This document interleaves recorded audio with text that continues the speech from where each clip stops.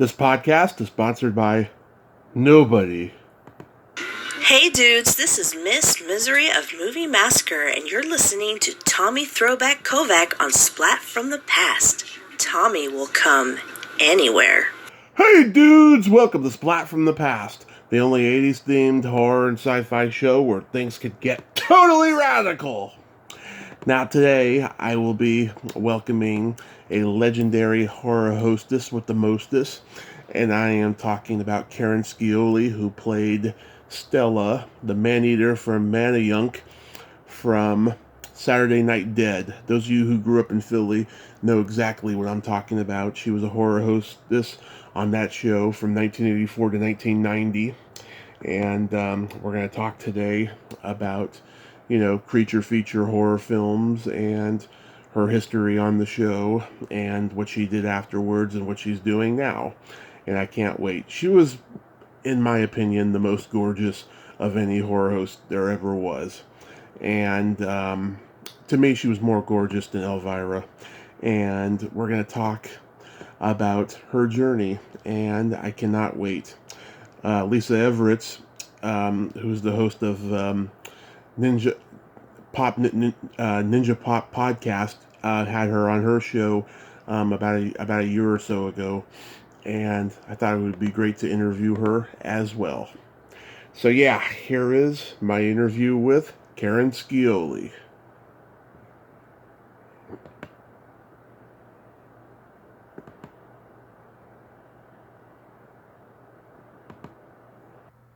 Hello? Hey Karen, welcome to the show. How are you today? I'm good, thank you. Thank you for inviting me. Oh, my pleasure. This is such a great honor. Thank you for saying yes. I'm humbled. My cleavage is humbled. Awesome. So is another part of my body, but I won't say which one. Thank you. So how are you? I am spectacular. Good. What's going on? Not very much. So, going back in time, do you remember the first horror movie you ever saw? Oh, the first one, oh boy. Well, it was probably on TV, a little black and white TV. Right. I remember the first one that had the strongest impact on me, and that was the Werewolf. Wow. That was really, really scary. Because, back in the day, I was born in 1951. Mm-hmm. So in the 50s, when we eventually got a TV in the late 50s, it was all the old afternoon, black and white ones with Frankenstein and Bela Lugosi. So I think the Werewolf is the one that I remember first. Mm-hmm. So good question. Thank you. Interesting. And then there were billions after that, so... The scariest one I ever saw in my entire life, the movie that scared me the most was The Exorcist. Wow, yeah. I think a lot of people were impacted by that movie. Yeah, that was really intense, especially if you grew up in an Italian Catholic family, Oh, yeah. Because anything that had to do with being demonized was, very scary. So. Absolutely. Are you born and raised in Philly? Yes, I'm a Philly girl. I've been living in Jersey for 20-odd years, but yes, I grew up on the streets of Philadelphia. Did you grow up watching Chilly Billy? No, I did not. We had in the 50s we had Roland, who is John Zachary. Mm-hmm. So we had him, and he was like the grandfather of horror hosts. I don't remember Chilly Billy. And then later on, we had Dr. Shock. He was on for like 10 years, but he came on in the afternoon. Roland came on at like 11 o'clock at night, and we weren't allowed to watch him. It was too scary. But we would sneak down once in a while, to see him. So. Right. Yeah. Yeah, Chilly Billy, he was in Pittsburgh on a CBS affiliate, and George Romero put him in Night of the Living Dead, and of course he casted his daughter in Day of the Dead. We didn't get him in Philadelphia. We were pretty far away. Okay. From Pittsburgh, so we didn't get him. But it's interesting. That whole area has a lot of horror hosts who came out of that whole area, like Wisconsin and Ohio, and that little Midwestern section there. Right. A lot of horror hosts. Yeah, it's pretty interesting. It's like Philly is the horror host capital of the world. I know. It's well, we were. There was. What was it? Oh my God. Okay, listen. I'm old, so forget. I can't. I forget everything. The one who was in. Elvira copied her, and I say that kindly. She was the first horror host, I think, ever in the United States. She was the sexy vamp. She was Vampira. Pardon me? Vampira. Thank you. Yes, I can't believe I know that. I just had a mind blank. Vampira was the very first one, and then Roland from Philadelphia was the very second one. And then that just started a whole cult thing. We're the horror poets of our day, I guess. I don't know. Yeah. I don't know what we are. What are your favorite horror movies from that time? I love the old black and white ones. I guess because I grew up with them, and they're the ones that I remember: Dracula and Frankenstein, Werewolf, and they were extra scary, I guess, because we didn't have, like today, you get numb. You can see the blood and the gore and the guts. It's just so much that it leaves nothing to the imagination. So it's almost like, oh, let's see how gory they can get. I don't know if kids are scared by them today. I guess so. I don't know. I don't like the slasher movies as much as the old-fashioned. And then you had all the colorful Technicolor ones. The Hammer House films were so great, which I started showing. That was the first package my station bought to air. They got this great package of Hammer House films with the Vincent Price and Peter Lorre and all those. And that's why they decided to have a search for the next horror host. And they picked a hostess because Elvira was on. I went on in 1984. And Elvira was also on in 1984, and she was such a big success that Philadelphia decided to go with a female host instead of a male. So that's how it started in Philly. Yeah. So yeah, I used to love we used to go to my sister and I, for like 50 cents, go to the movies on Saturday afternoon and watch all the Hammer House films. So they were great. I love them. Oh yeah, I've talked to like Veronica Carlson and Judy Matheson about those films. Yeah, they're great. I got into them a little bit later in life, but I love like Carnival of Souls and Little Shop of Horrors and Bucket of Blood and stuff like that. Right, yeah, Little Shop of Horrors, that was great, yeah. Yeah, lots of good ones out there. So I like the more mysterious horror films today, the psychological thrillers, more than the slasher films. I love the slasher films, and people people ask me what it is about them. I was like, well, I like the technical aspect of how the creature makeup affects people, put it together. I think it's very fascinating. Yeah, well, you're not alone. I mean, they have a huge fan base, probably bigger than any other fan base of horror movies, I believe. So I give them their props. I definitely do. It's just that, not maybe my cup of tea. I didn't show a lot of slasher films on Saturday Night Dead, I don't think. I'm trying to think, because 84 to 90, I guess, what was the first one? Was that like Halloween? Was that one of the first slasher films to come out? Well, okay, technically, Herschel Gordon Lewis did a lot of gory slasher movies in the 60s, but nobody really saw slasher movies on a mainstream level until, like, the Texas Chainsaw Massacre. And that wasn't even that gory, but Halloween was, like, the official gory slasher film. Right. And what was because that was too expensive for us. Yeah. We always bought cheap films.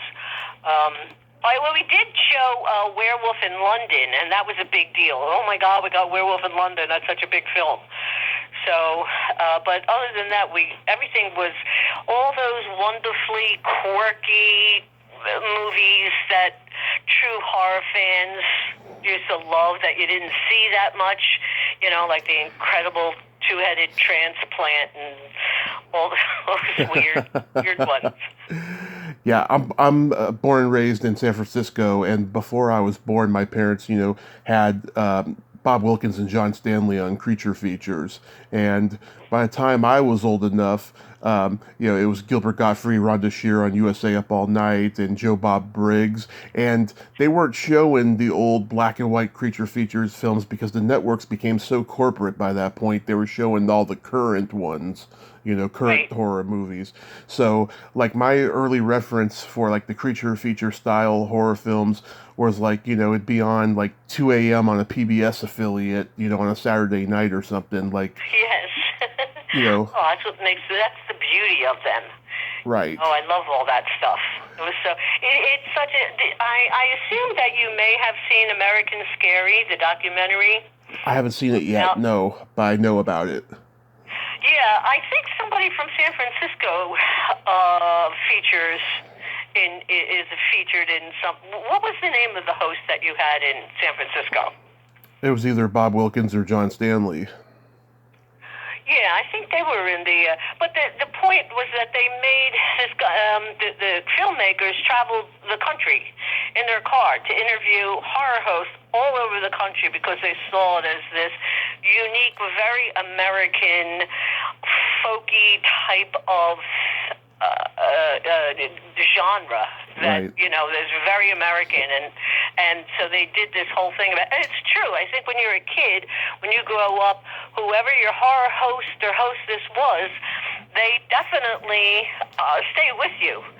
I mean, the Right. stories that the fans of Saturday Night Dead share with me about watching the show and everything, it's amazing. It's very humbling, actually, to know that all these people out there, they know you so well, but I don't know them, Yeah.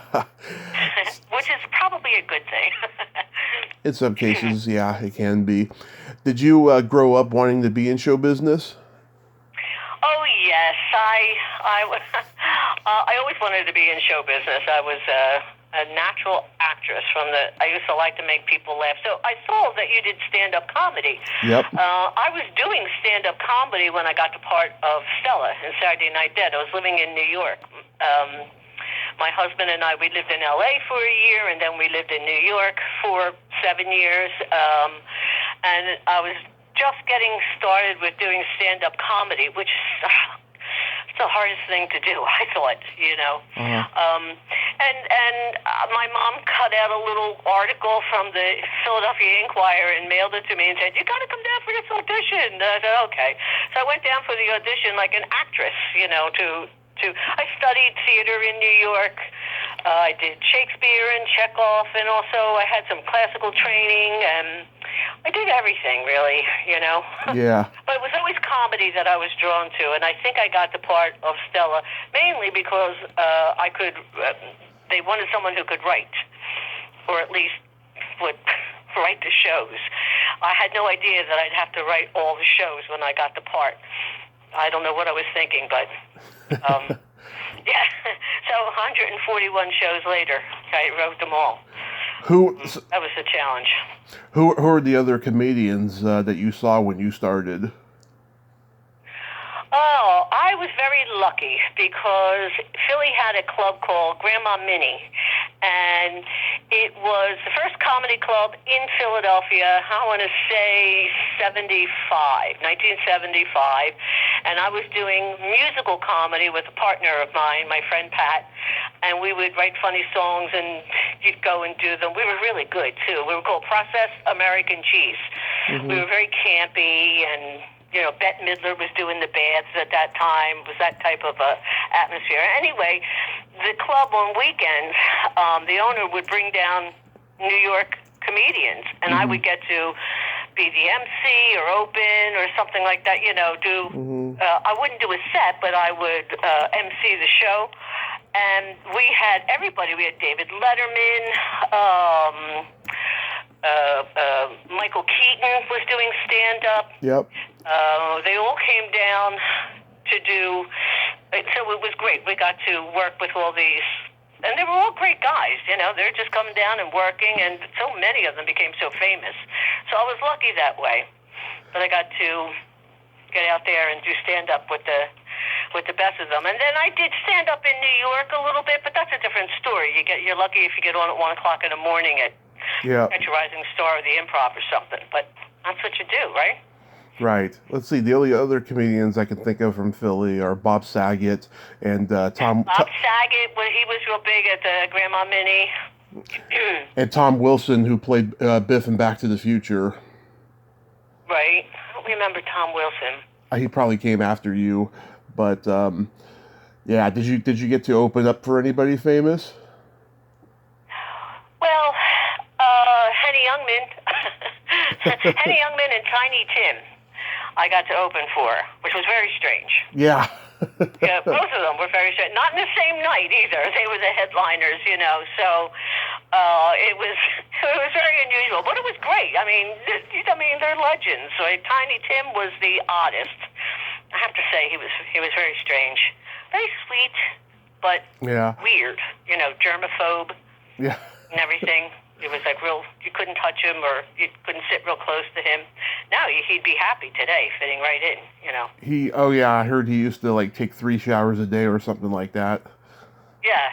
He was very odd, but he was very soft-spoken and gentle. He was real pasty. He was very white and pasty looking. So he was, I don't know, he was an odd one. But there you go. Wow. That was probably the most, yes. Well, I met not a lot, but I met a handful of famous people on Saturday Night Dead. I would have guests come on, because Philadelphia I was at one of the 3 main channels in Philadelphia, so we were an NBC affiliate. Right. So we were a big station. At the time, Philly was the 4th largest market in the country. So if people were, say, performing in Atlantic City, at the casinos or something, if my producer could get them to come on, or if we had telethons, I would get to work with people, and that was fun. Like Mr. T and Michael J. Fox and Bobby Rydell. I had, Philly legends on my show. So it was quite a wonderful experience. Rip Taylor, he was hysterical. Yeah, he was great. So my show wasn't your typical horror hosting show that was so popular throughout the country because we did have a budget. It was a low budget, but, we weren't taking a crew guy off the camera and putting makeup on him and he's the host of the day. We actually had a budget and a lot of advertising, and we were in TV Guide, and it got a lot of attention. So it couldn't have been more fun. Yeah. I knew we were making memories. So Thank God there was no social media back then. That's all I can say. Yeah. I mean, I feel sorry for kids today. I really do. I mean, when you think about it, maybe it could have helped, but also maybe it could have been a disaster for people as well. I'm sure that I probably would have been a lot more famous if there had been social media and Instagram and all that stuff, but I don't know if that would have been a good thing, to tell you the truth. Fame isn't everything that you think it's going to be. So I was happy being, a big fish in Philadelphia, my hometown. That was fun. But going beyond that, I don't think I missed out on anything there. So I was always so shocked when Facebook started and people started finding me that I didn't know, different parts of the country, and so that was such a surprise to me. So I'm a little bit more visible maybe than I was when I was on TV because of that, but it was enough. I'm glad I didn't do that in my youth. Have to deal with that in my youth. And we were very un-PC on my show. Yeah. God, back on my friend Bob Bilbro, who was Hives, my butler Hives, we're still best of friends. He's like a family member. Mm-hmm. We cringe sometimes, like, oh my God, I can't believe we got away with that. Oh, and said those things. We'd be a big part of cancel culture if we canceled right off of there. Yeah. So when was the moment? How did you get discovered to do that show? I auditioned. They had 150 people audition for the part. They had a big, 2 weekends in Philadelphia. I call it the Gone with the Wind search because, just like they look for Scarlett O'Hara, they had a big audition. So they made a big publicity thing out of it because they bought this package of movies and they thought it would be fun to have a big search for the host. And I was very lucky and fortunate enough to get the part. And the name came right after I got the part. It's not like they knew who she was going to be or what she was going to look like. They just know they wanted a female. Mm-hmm. And then the rest I was able to develop with them. So it was a wonderfully creative experience, too. So did... And we were... Mm-hmm.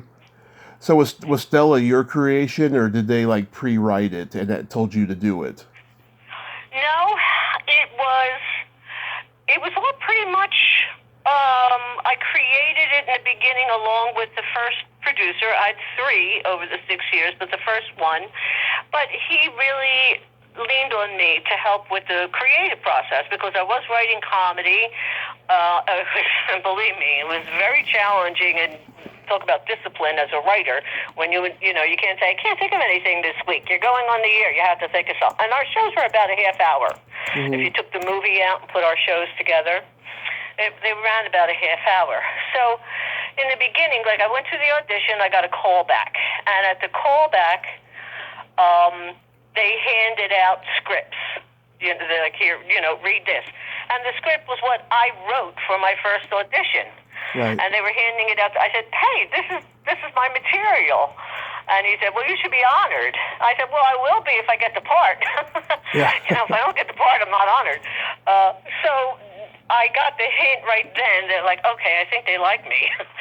So I ended up writing everything. The producer came up with the name Stella. He liked the idea of the Streetcar Named Desire, the Stella, Yeah. She is the man-eater from Manayunk. That was a term we coined. Manayunk is a section of Philadelphia. So it just flowed off the tongue nicely, man-eater from Manayunk. And everything else, I had her in a haunted condo instead of an old castle. So I tried to modernize her. I had a doorman that I used to buzz down like Rhoda on the Rhoda show. You probably don't remember that, but anyway. So we tried to modernize her a little bit. And Stella was not a vampire she was mortal. She was a regular person. She was just crazy. Her family was weird. She had a witch for a mother and stuff. But she was mortal herself. Right. She was just surrounded by macabre people. So that was fun to do. And Elvira was a vampire. I think she was correct, right? She was a hybrid of a lot of things. Hybrid of a lot of things, but she wasn't mortal, I don't think. No. Stella was a real person. She was a vamp. She was a vampire.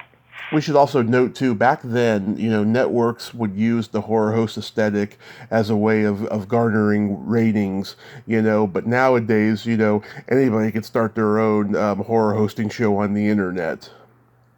Exactly, and there are a lot of them that I have met at conventions. I went to a handful of conventions, and I met some of them, and these are very dedicated, creative people who really set out to be a horror host. I was an actress, really, who auditioned for an acting part. I didn't really quite know what I was getting myself into. It's not like I grew up thinking, I'm going to grow up and be a horror movie hostess. It was just I was an actress. But these kids out there, some of them aren't such kids, they put together these wonderful shows that are so accessible to everybody. And I think that's kind of a good thing because it had to grow into that. I mean, right. TV stations, certainly my station, Channel 3 in Philadelphia, they no longer really produce local programming. I was the end of an era. When they did that, they had Evening Magazine, and, they had a couple of shows that they would actually produce there. But they don't really do that. Everything is syndicated. So, of course, everything is going to move to YouTube and online, as it should be. You can watch what you want when you want. I like. Right. I made an attempt to shoot my own pilot for a horror hosting show 2 years ago, and a lot of things happened that it's not worth getting into, but I was like really excited about doing it. But I found out recently a lot of public domain films are like getting restored in copyright now, and Oh. yeah, and there's some that are still in the public domain, but yet the music is copyright. It's a weird thing now. It's weird, yes. Yeah, it is. It's hard to maneuver through all that. I agree. Yeah, I wish I had gotten into it like 15 years ago when I should have, but you live and you learn. But there's still hope for the future, too. There is. What's going to happen now, people are just going to produce their own horror movies and show them, Right. There'll always be horror movies. Always. People love to be scared. What was the first... Yeah, what is that, right? Exactly. I was going to say, what was the first movie you aired? It was the, I want to say, wait, was it the Tomb of Lygia? Mm-hmm. I think it was the Tomb of Lygia. I have to look that one up. It was so long ago. I'm losing my mind. Yeah, I think it was my first one. Stella was very different on her first show than she was on her last show. She went through a lot of course. growth. That happens. To say the least. My show just got crazier and crazier. But I had a local host, a local celebrity. Mm-hmm. Wouldn't even know who was my first guest on the show, so that was fun. I was so nervous. I think back now, they did a big publicity thing too before I went on the air. So it was not what I thought was going to happen. It was great, but it was also nerve-wracking. I'm like, right. Oh my God, this is big. But it couldn't have been more fun. I have to say, we were all so lucky to have been part of this. We had a blast. We really did. I got paid, all the people today who are doing everything online, I guess they generate income by ads, I guess, right? Yeah, all that crap. And get enough. I was lucky. I was under a contract. So... Did you guys... And I read parts of Elvira's book, Cassandra's book, and it's so interesting. She was so smart about it. Now, she was at a small station, but she eventually got all the rights. Right. She negotiated. They wouldn't pay her more, so she negotiated for rights. And she was, back then, started collecting the rights to movies and owning them, the copyrights, like snapping up things that were in public domain and making them hers. So she was real smart about that. Oh, no, it was the Oblong Box. That's what it was. My first movie was the Oblong Box. The Oblong Box. That was one of the Hammer House films. Nice. I think it was Vincent Price was in that. Nice. Yeah. Did you ever attempt to get celebrities from the movies on your show to interview them?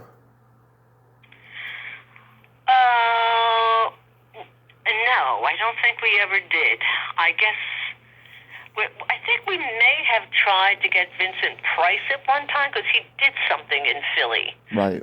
So, but I was just starting and no one had heard of the show or, so it didn't even have any legs to stand on yet. So we didn't really have the clout to get Vincent Price. But no, I don't think I ever had any horror host on my show. I had like the Eagles cheerleaders on, local celebrities mainly who were on, and I just fit them into a horror themed skit, Right. But that would have been great. I would have loved to have. Well, Roland, I had John Zachary on. Oh, okay. That was huge. That was really huge. That was a wonderful thing. Because we all grew up with him in Philadelphia, so that we were humbled by his appearance. Like, oh my God, this is wonderful. So yes, that was about it. You mentioned before about the risque jokes on the show. Ironically, the network was KYW. I know. I'm sure we use that to our advantage, too. I mean, I think of what we got away with. We really could not get away. They used to watch my show, like the bosses. We would tape our show on a Monday. We were live on tape, and then that show would air on Saturday. So between Monday and Saturday, some of the bosses would look at it just to give their approval. Well, that really only lasted a couple of months, and they didn't even bother looking at them. We came on at 1 o'clock in the morning. We followed Saturday Night Live, thus Saturday Night Dead. So we went in with really big ratings. And since Philly is such a horror town, they loved it, and they, kept going. So I had big ratings, but they stopped looking at our show, so we got away with. I cringe sometimes in a good way. I'm cringing in a good way. Right. Thinking of, I did a whole segment on a 9-inch pianist. It was fusion, So oh my God, we had people coming out of the closet. Literally people in closets who wouldn't come out. We did such insane. We had a gypsy.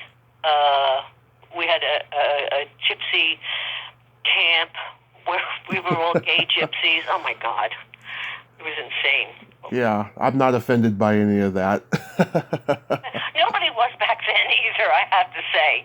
It's a way different culture now. I'm not saying it's not a good thing that we're more aware. That's fine, but yeah, it has gone a little too far. Yes. So I wouldn't have. I did a whole segment. Stella did a series called The Lonesome Dive, as in diva. The Lonesome Dove was on. It was a big hit. So we did Lonesome Dive. So Stella wanted to produce her own Western, spaghetti Western. So she had auditions for crazy people, and she did all this stuff. And she was in a musical number within her show. We had like a choreographer come in and a comedy character. And we did Totem Tom Tom. It was a song from an old Broadway show. And it was as un-PC as you could get today. Yeah. And I'm like, oh, man. I had like Chippendale guys dressed in loincloths and feathers and stuff. Oh, I love it. Yeah, it was insane. It was fun, but something we couldn't do today. One thing I read that I cracked up at was you guys showed The Legend of Boggy Creek, and you said starring no one. I just interviewed Charles B. Pierce's daughter, and I thought that was hilarious. Had I had known that, I would have brought it up to her. Oh gosh, see, well, you did your research. Yeah. Have you seen some of my shows? I guess you have, right? Oh yeah, I've seen them on YouTube. Right. I have about 5 or 6 of them, I think, on my YouTube channel. Yeah. But a lot of other people, some people have saved them from the VCR recordings and have put them up on YouTube with the movie, which I find interesting. So, yeah, I'm always honored to see that people care enough to put that stuff up there. But, yeah, we had a blast, I have to say. It was fun. Yeah, why did you guys stop after a while? Well, like I said, it was the end of an era. It was 6 years, and in 1990, everything was big in franchises, and they were really cutting out all their budgets for locally produced shows. Mm-hmm. So it just kind of went the way. I think it probably went off a year or two early. We could have. I'm sure we were still getting good ratings. I just think they got a new general manager, and he decided to just cut out a lot of the local programming, which was fine. Nobody wants to see a 70-year-old Stella anyway. Oh, I do. So. Oh, no wonder I love you. Oh, yeah. So what did you end up doing afterwards? Well, I had another character on the radio called Riri DiNucci, and she was a South Philly hairdresser. Mm-hmm. And I was on twice a week on a big, our oldies station, WOGL. They had the Breakfast Club in the morning. So I did that for about 7 years. Twice a week I'd call in as Riri. That was a lot of fun. Mm-hmm. And I did a lot with Riri. I did a lot of stand-up in public appearances for the radio station with that. I did a lot of interesting things. I did some behind-the-scenes stuff. I was a production coordinator for the show Cops. Right. And traveled the country for 2 years. That was very bizarre. Certainly different than anything else I've ever done. We'd go to a city like Nashville and be there for 2 months, shooting with the cops. And 2 years was probably a year too many to do that kind of a show. It was hard to do. It was hard to see. And I miss comedy. So I came back and I did somebody who was a fan and became a friend, wrote a play for me, a one-woman show called Bats, and we won some kind of theatrical awards in Canada, I think. And that ran in Philly for a while, twice. That was fun. I did the most recent project I did was Goth Mothers of Transylvania, which we did one episode. It was supposed to be, it's a soap opera. It was like a soap opera, sort of like a Real Housewives of Beverly Hills or whatever. It was like a Real Housewives, but that actually was the beginning concept when the first Housewives shows on Bravo were becoming popular. So I thought, well, let's do one from Transylvania. But we called it the Goth Mothers of Transylvania. And it was all about these very rich, dead women. And we had a blast. And that's on my YouTube channel, the first episode. Nice. I played an 800-year-old vampire. We had a blast. That was a lot of fun. I'm sorry. And you never know, like someday I might go back if I could raise the money and do another one.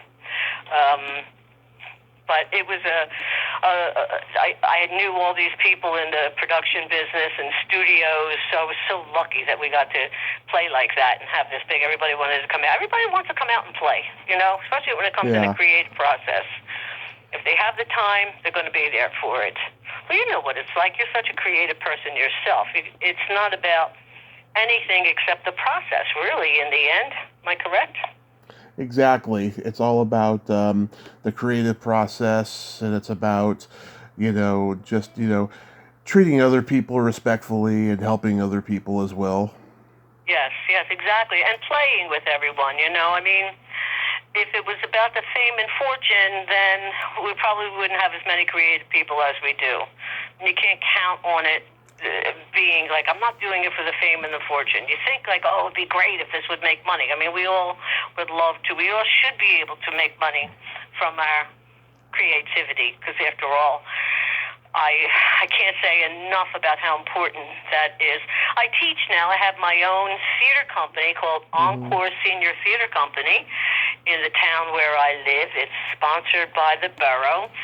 And we have a blast, and you have to be at least 50 to be in the company. And I'm really enjoying this phase of my career. I found a new passion for teaching, but also I have a 91-year-old in my class who, she's so brilliant, she's so wonderful, and these people, seniors, are tired of bingo and chair yoga. They want something else. And I brought this project to the town, and they loved it. So we wrote our own murder mystery. We did that twice, and now we have monologue nights, and right now we're working on our own soap opera, which I hope to get up on YouTube, called The Edge of Heights. My town is Haddon Heights. So we're having a lot of fun, and it's all about that creative process. And to see these seniors who, they don't have as much to do as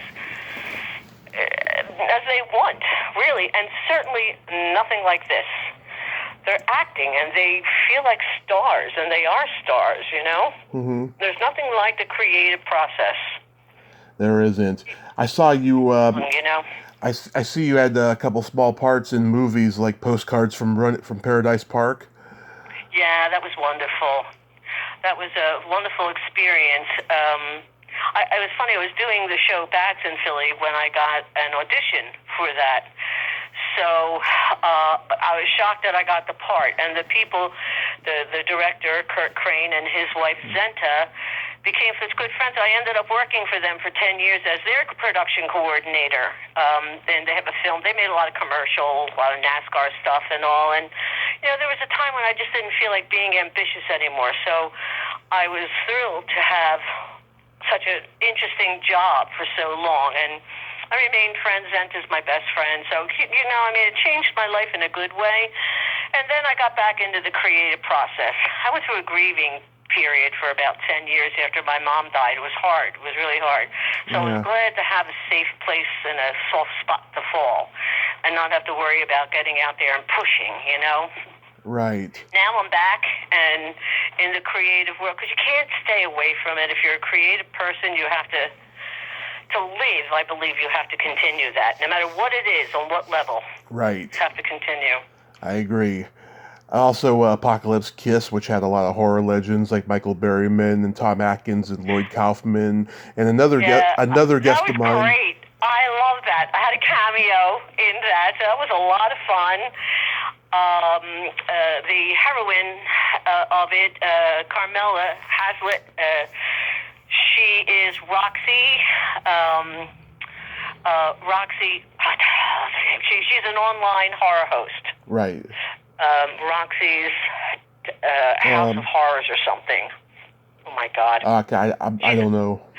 You know who I mean? Anyway, No. I fell in love with her. We remained friends. I don't think she's doing it anymore, but her and her husband at the time did Apocalypse Kiss. He was the director and cameraman and everything. And they did a good job. They had a nice budget. It was well produced. It was a lot of fun. It really was a lot of fun. The newer female horror hosts I know are like Miss Misery, Ivona Cadaver, and Penny Dreadful. Yeah. Yes. I've seen them at a couple of conventions. They do well at the conventions, I guess. I never pursued anything online with Stella. Like I said, I was more of an actress than a dedicated horror host. So I appreciate that they do that. I think that's great. Absolutely. Yeah, they're wonderful ladies as well. There's nothing like the horror community, too. When you go to, it's almost the opposite of what you would think it would be. You would think, like, all these weirdos, they've got to be disturbed people. It turns out to be the opposite. They're the most warm, welcoming family of misfits. When you go to the conventions, they're so thrilled and excited to be part of any kind of horror thing at all. It's really, it's wonderful. It's very embracing. That's the thing that I've learned about the horror community once I started doing some conventions. It's really a lot of fun. But there are a lot of kids, right? I mean, we're all big kids when it comes to horror. Halloween, and you can't help yourself but go back and feel like a kid again. Yeah, playing in the sandbox. Yeah, right. Putting on crazy costumes and so much fun.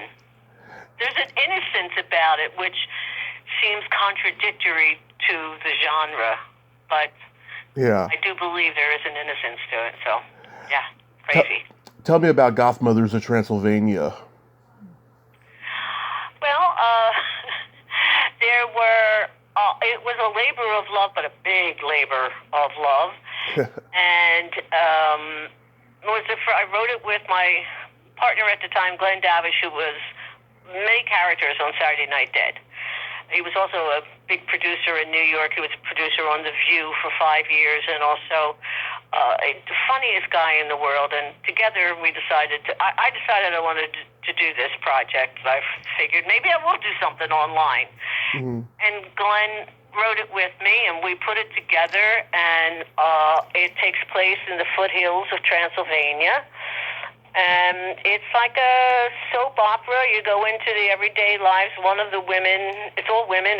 One's a witch, a vampire. We have a weird psychic who has like a hole in her head from an accident, and that made her psychic. It's just crazy stuff. And we had a blast doing it.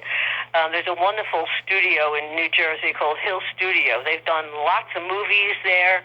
They have an amazing sound stage. It's an old Art Deco building.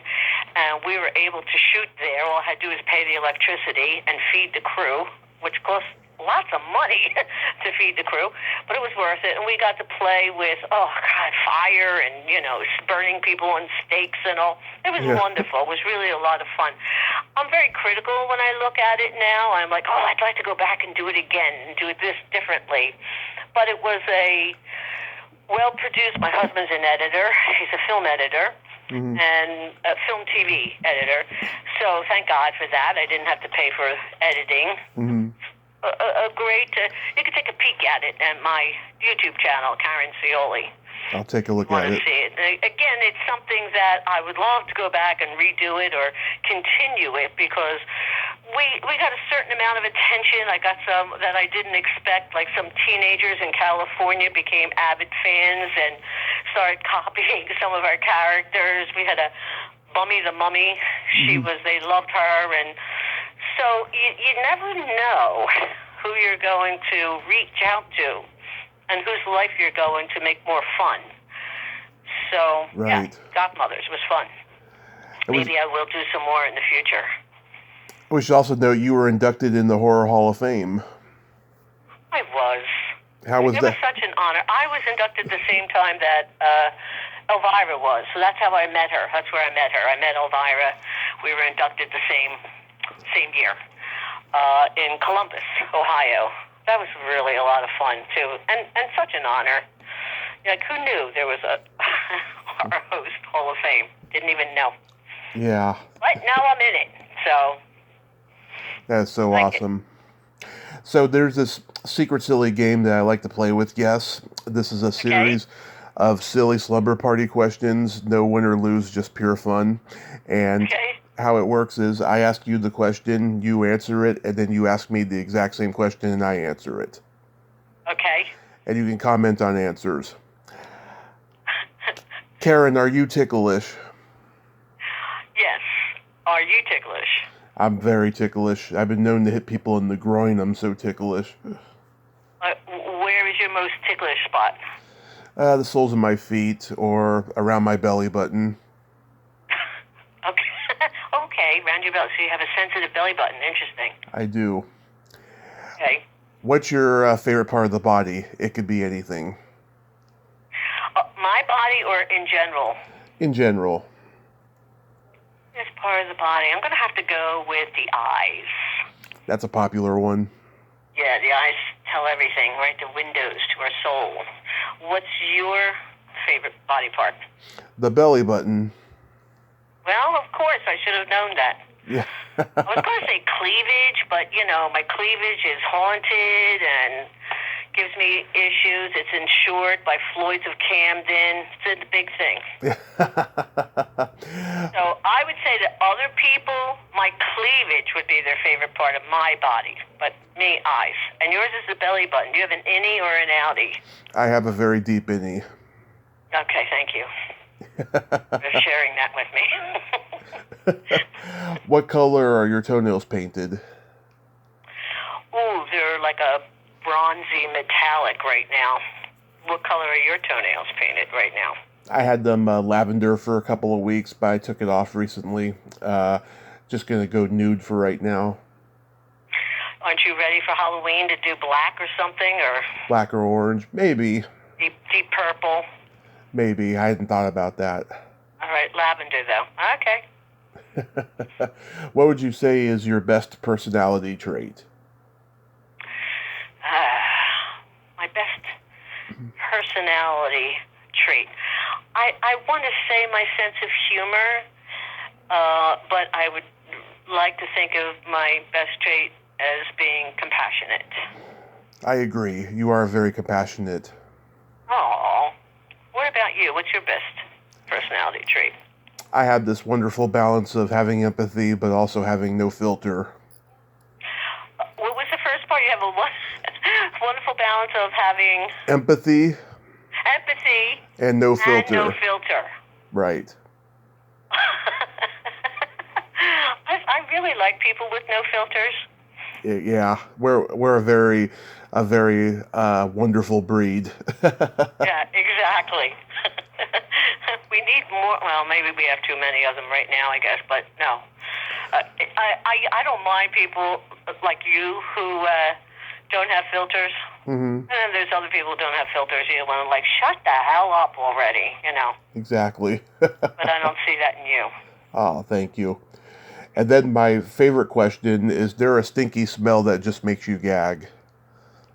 Oh, stinky smell that makes me gag. Oh, goat cheese.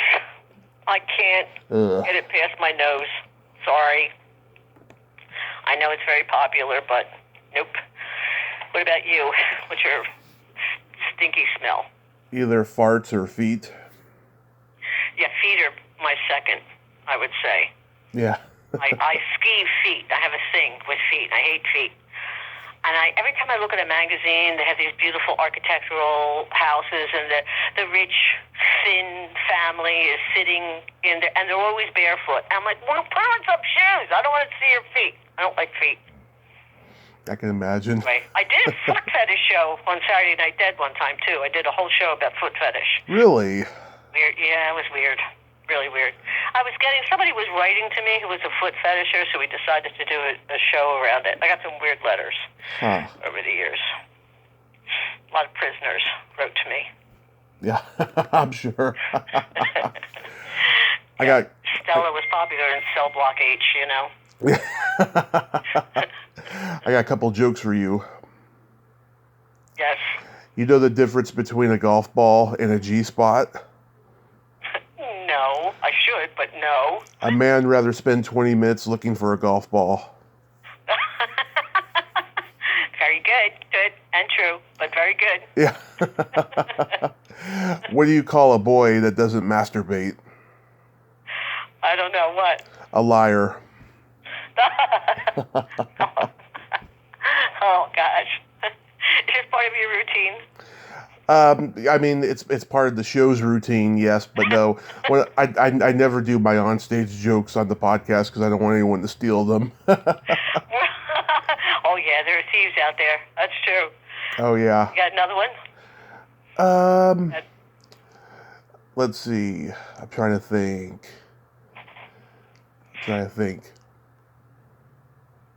You would have been fun to write with on my show.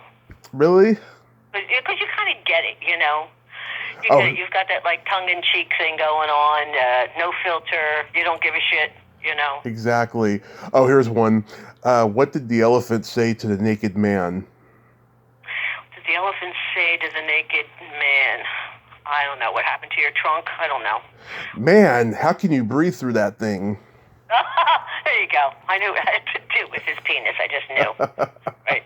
Exactly. So, do you have anything upcoming? Like, I know you mentioned you haven't done a whole lot of cons, but do you have any that you're lined up for? No, I don't pursue look, COVID put a big stop sign on so many things, and I know things are all coming back to life now, and which is wonderful. But I still proceed with caution.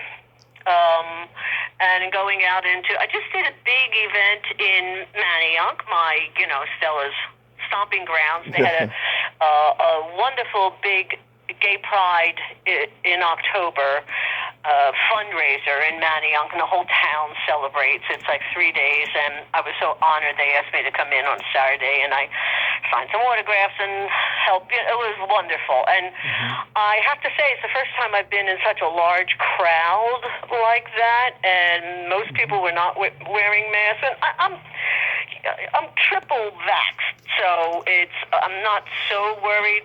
But it did kind of change my feelings about being in large crowds. Like I don't want to. I'd say I don't want to touch anybody anymore. You know? Yeah. It's like no, don't touch me. So probably not mainly because of COVID, but I would feel more comfortable. Like when Cassandra. Most of the time she goes as herself. She's not dressed as Elvira. Right. When she goes to the conventions. But she's famous enough she could get away with that. If I was to go to a convention, if I'm not dressed as Stella that they could see, like, oh, I saw you on YouTube or something, then there's really no sense. And to tell you the truth, I am going to be 70 in a couple of weeks. So, and she's like 4 months older than me, so we're about the same age. Mm-hmm. It's just... I have to reinvent the way she looks. Right. Stella, you know. And I think it's best to keep her in that mind's eye where she was. Are you a Scorpio? I'm a Sag. I'm a Scorpio rising, but I'm a Sag. Okay, my brother's a Sagittarius. What are you? He's December 21st. And what are you? What's your sign? Oh, I'm a Gemini. Oh, a Gemini. Aha. June 6th. All right. I like Geminis. They're a little skitsy. I like that. Yeah. Exactly. Karen, I think it's very sexy, you know. Yeah. You never know who you're going to go to bed with. I like it. Exactly. Karen, thank you so much for coming on today. You are just a wonderful, wonderful lady. It's so nice to get to meet you like this on the phone. Yes. I was so fascinated by your bio. You've really been through a lot. I have much admiration for you. Oh, thank you. I'm glad you're keeping creative. That's what it's all about, really. It is, yes. And I mean this sincerely. To me, you're the most gorgeous horror hostess there ever was. Oh, thank you. That's very sweet. Absolutely. Very sweet. I'm humbled by that. I really am. Absolutely. Well, you be safe, and happy Halloween and all the rest of the other holidays. Yes, enjoy these high holidays, my friend. I sure and will. Be safe out there yourself. Thank you so much. It was really nice talking to you. My pleasure. Have a great day. All right. Have a good evening. Okay. Bye-bye. Okay. Bye-bye. Well, there you have it. Karen Scioli. Ain't she a sweetheart? Oh my God, she is just a sweet, humble lady. And, you know, most horror hosts are, and I'm glad that we got to talk today. Well, until next time, this is Tommy Throwback Kovac saying, there's no shame in living in the past, because the present sucks. Later, dudes.